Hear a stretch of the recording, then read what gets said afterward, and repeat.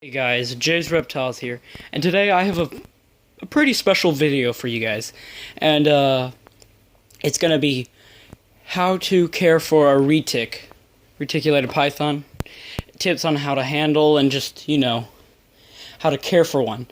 And the reason why I'm doing this video is because a friend who is also a reptile hobbyist has decided he wants a retic, and he asked if I could do a video on how to care for one. And I said, sure, it'd be a fun learning experience for him.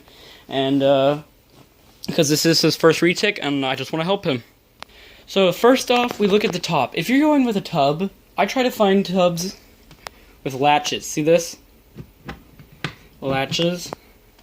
And it's sturdy. You can also, you don't need the weight, but I just put the weight on there for extra precautions. And, clips.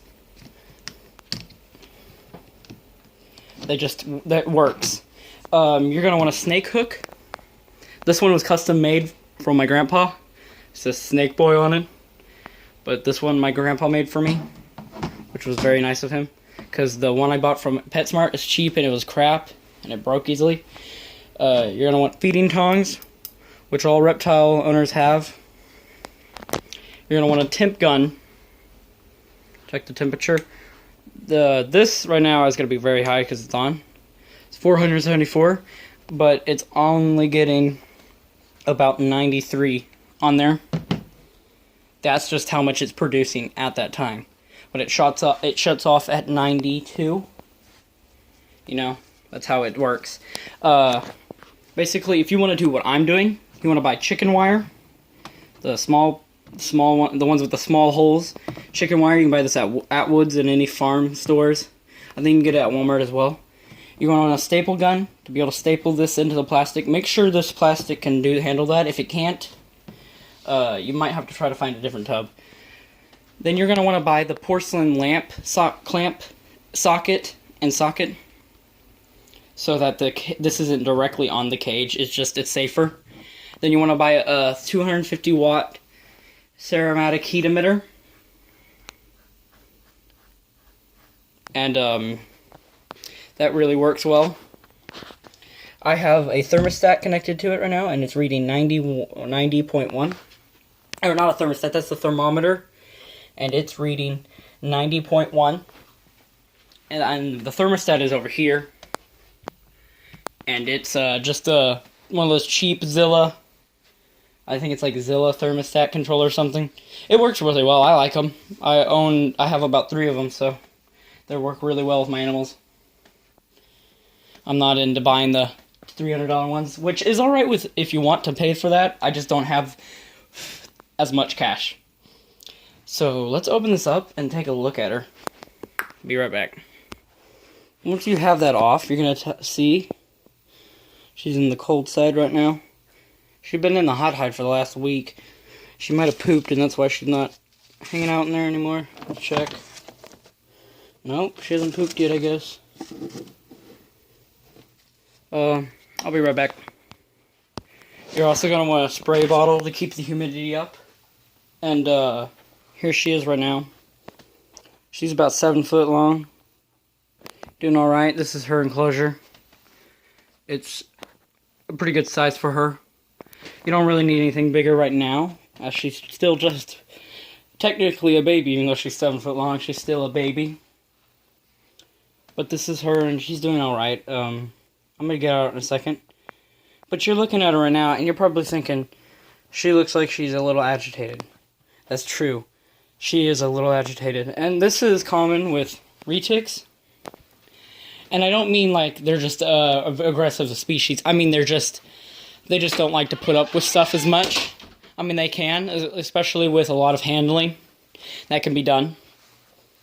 They're just not like your average ball python,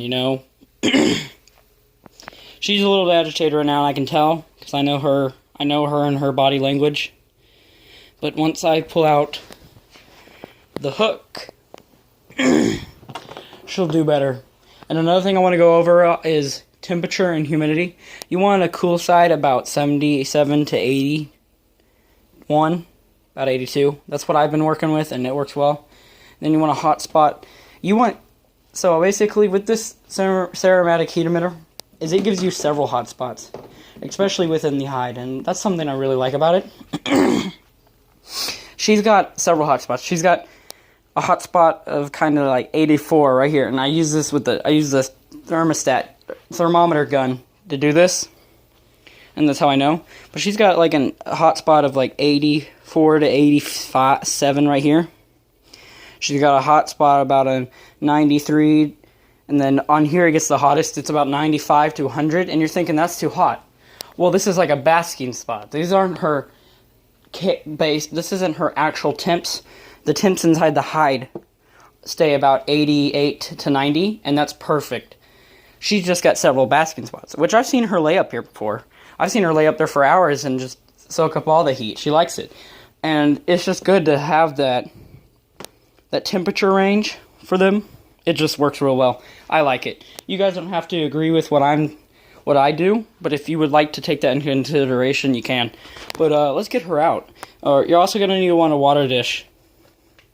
Good size water dish right there, so she could sit in it, soak. Especially since the ceramatic heat emitters dry out the humidity a little bit. Not too bad. I haven't had trouble with it, and her last shed was really well. It went really good. It's right here. This one, the last one. There we go. See that thing? Full shed. So I'm very proud of her. She did really well. And let's get her out. I'm going to show you what you do. You want to take the hook, and you just want to barely brush and tap her with it. Just tap her with it. She'll know that this is not aggressive time. Or feeding time, I mean. I don't know why I said aggressive. It's just she gets a little, not really aggressive, just, you know, ooh, I'm hungry, I'm gonna eat. It's time to eat, let's eat. Kind of mode. Which might look like aggression to some people, but it's not. It's just, I'm so hungry. So basically, once you do that, I actually just pick her up with the hook and get her out. It's much safer for her and me. I'm going to set this down real quick.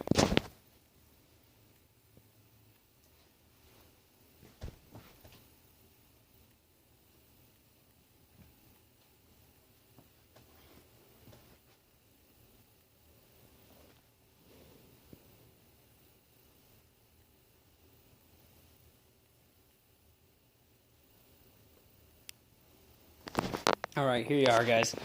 It's a two-hand job, so I couldn't hold the camera. But you understand. You want to pick her up with the hook and also slowly reach your hand in there. See, I'm not scared of her, but I respect her and her surroundings. This is her home, this is her cage, and I'm taking her out of it. So you need to remember to respect that and just understand that she's not going to hurt you as long as you're respectful to her surroundings. I'm trying to look for poop just in case she pooped. I don't think she has yet, which is alright. Not worried at all. Snakes can wait up to about a month to 2 before pooping, so it's only been about a week, so we're alright. This is Remy. Some of you guys have seen her grow over the last couple of months. Got to see her growth. She's doing really well. She's 7 foot and is on large rats, I would say now, because I'm switching her. I just need to finish off these mediums she's got. But she could definitely be eating a large, maybe an extra large. I'm not for sure yet. I'll have to see how large the large are. But this is her.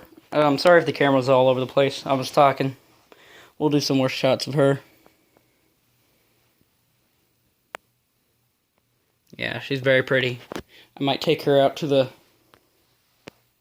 Actually, you know what? We're going to go over a few more things in the cage. Right now she's on Eco-Earth bedding. And I feel like this stuff actually does a really good job. Basically, during shed, I just pour a cup in it, and then mix it, and then put her back in, and that should do the good with shedding. So you really shouldn't have to worry about it. See, it's drier on this side, since she shed, but all I can do is this, mix the cold. So basically, if I just want to even it out, I just take some from the cold side, which is still slightly wet, and I just mix it up, and It creates the perfect habitat, which I like. And checking our log, make sure there's no mold, because when you do have wooden enclosure, it sometimes can grow mold, so you always want to check. But it's actually doing fairly well right now. But if it ever gets mold, I always disinfect it and clean it. Here's her fake vine. I'm going to put that rid of. This is supposed to block, like, just help her feel more secure. This is why plants are a very good idea. But once she's about 9 foot long, she'll be in an enclosure with just a water dish and bedding. Because at 9 foot long, they don't necessarily need hides. Which she only uses her hide mostly for digesting her food. She doesn't really use it for anything else, seriously, honestly. It's just, for digesting. And, yeah, guys, this is Remy. Handling's very easy. I mean, it's a two-man job. She does what she wants, and you just follow her. You need to take some control, but don't take full control, because that can make them nervous, especially retics. They're their own person. They just like to do what they like to do, so. See, she's so pretty. She's a good girl.